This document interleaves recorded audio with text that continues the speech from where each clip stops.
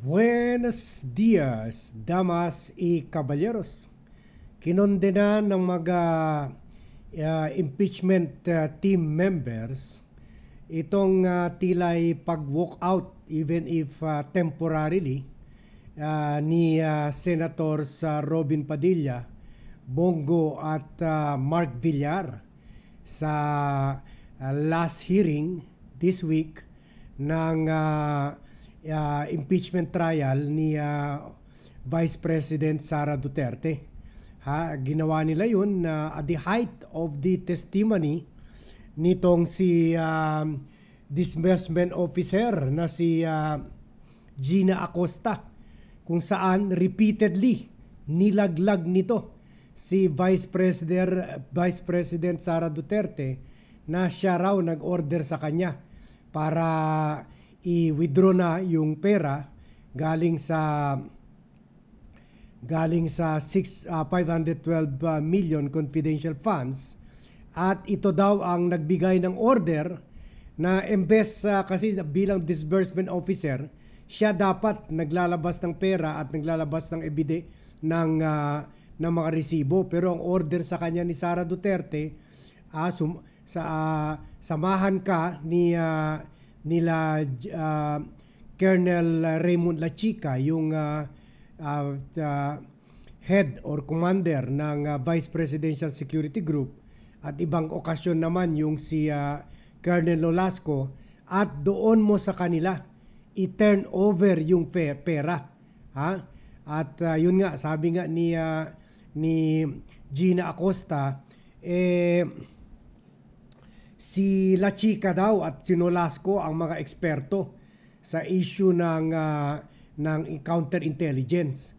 Pero sinabi naman ni Attorney Virgil Ligutan through questioning, wala naman sa COA, Commission on Audit Circular, na sinasabi dapat i-turn over sa kanila, kundi dapat trabaho ito ng disbursement officer. So siguro masakit masyado yun na sa pandinig o sa tenga nila Robin Padilla. Hindi nila matanggap na sa harap nila ay nilalaglag yung idolo nila ng staff ni or disbursement officer ng Office of the Vice President. Kaya umalis sila at pumunta sila sa lounge, sa Senate lounge, para kumain.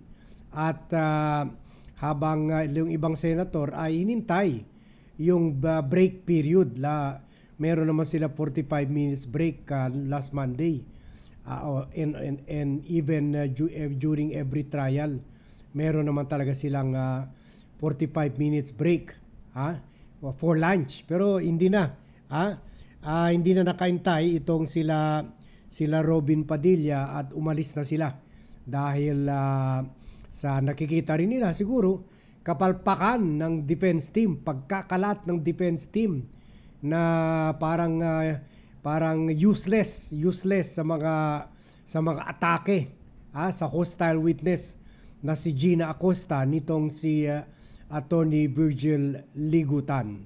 Kaya yun, nag-walk out sila. Kaya sabi ng prosecution lawyers ay labag ito sa role nila na senator judges. Ganun naman kahit sa ordinary court, hindi mo naman makikita yung judge basta mag-walk out na lang para mag-snack. Either mag-declare muna niya na suspension ng hearing sa mga ordinary court, o kaya i-reschedule na niya yung hearing. Pwede niya sabihin na may masama pakiramdam ko, i-reschedule na natin hearing or i-terminate muna natin itong hearing for a later date. Pero hindi basta aalis ka na lang. So ganyang kabastos. Pero hindi lang sa akin, hindi lang niyang kabastusan. Sa akin ang dating niyan, parang masakit talaga sa loob nila na expose na yung pagnanakaw ng kliyente nila na si Vice President Sara Duterte sa harap mismo nila, at hindi nila ito matake, hindi nila ito matanggap. So panoorin natin itong Billionario.com news, and we thank Billionario.com for this video ukol sa development na ito last week. Inuna ng prosekusyon ang pananatili ng ilang senator judges sa Senator's Lounge habang gumugulong ang impeachment trial ni VP Sara. Ang banat ng prosekusyon, aaksyonan daw ng presiding officer sa Lunes. Yan ang agenda report ni Dexter Ganibe. Ito ang naging kontrobersyal na dito lang kami post ni Senator Robin Padilla noong Lunes sa kasagsagan ng Ang post ni Robin habang gumaganap ang hearing, dito lang kami ng birthday boy na si Senator Mark Villar, kasama ang bisyo ay magserbisyo na si Senator Bongo sa Senate Lounge nakikinig sa trial. Pero sabi ng prosecution, hindi ito allowed kasi dapat nakikita nila pati yung expression ng witness, in this case si disbursement officer Gina Acosta. Sige, tuloy natin.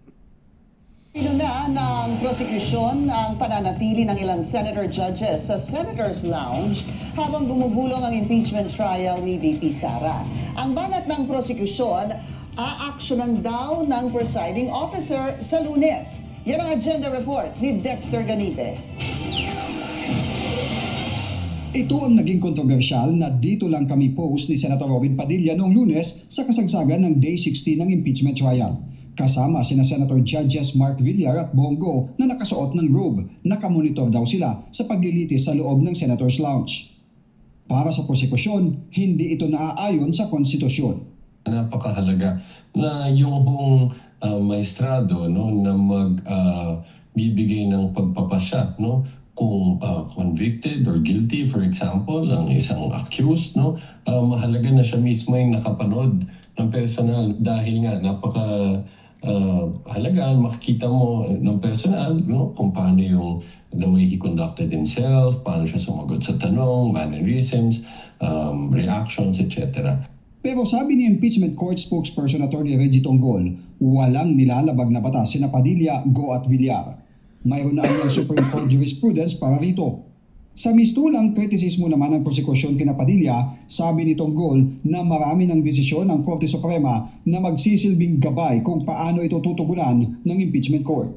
Any matter na nakakasira, any public speech nakakasira doon sa notion na yon na fair, na ginagawa ng korte yung kanyang gawain, at ito ay credible at may integrity, ito po ay nakikita sa paglabag na doon sa aming Code of Professional Responsibility and Accountability. So it will be considered by the impeachment court and the presiding officer in his ruling, I'm sure.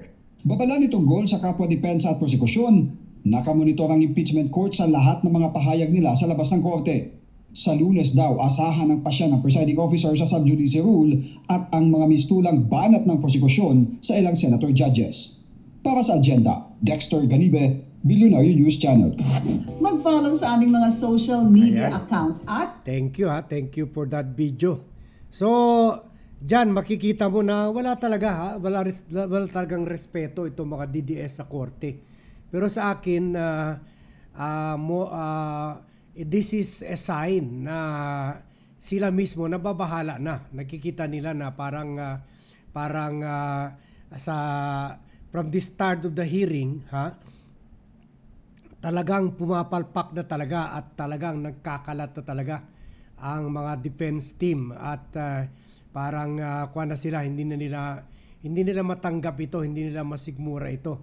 Lalo na na nakikita nila may lumalakas na posibilidad na ma-convict na talaga itong si Sara Duterte. When the time comes na ma-terminate na itong hearing and they will go to voting for the impeachment of Sara Duterte. So sana sa Lunes kung gagawa na nga ng ruling si Chis Escudero, sana hindi lang ipuntirian niya itong si si Attorney Amado, Private Prosecutor Amando Virgil Ligutan, pati yung mga colleagues niya, including si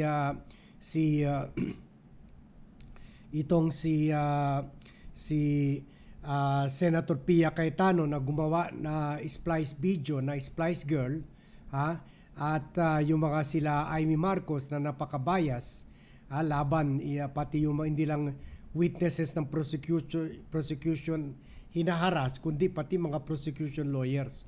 So dapat there should be also kung kuwawarningan lang man or kung may gagawa na punitive action sa prosecution lawyers, dapat gagawin rin sa or bigyan rin ng warning yung mga kasamahan niya, including yung mga senator judges na iniiwan ang pwesto nila, or kagaya rin kay Loren Legarda at kay Alan Peter Cayetano na matagal nang absent, last hearing ni Alan August 11 pa, o last trial, at least bumalik na sa session kahapon. Pero sa trial, so mga 5 to 6 days na ang absences niya, at more than that, si Senator Loren Legarda baka hindi na babalik sa bansa. So yan, tingnan natin kung ano man ang ruling pero it should be fair, kasi kung if we demand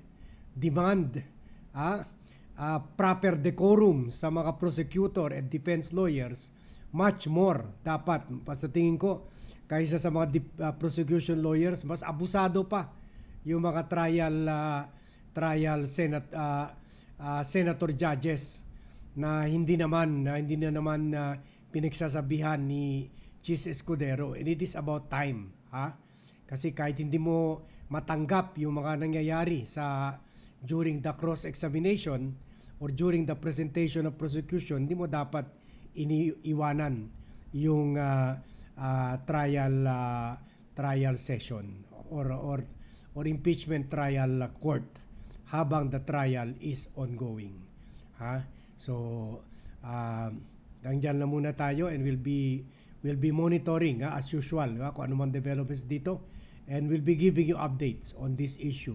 In the meantime, continue to watch yung mga hour by hour vlogs ng VAT team until tonight.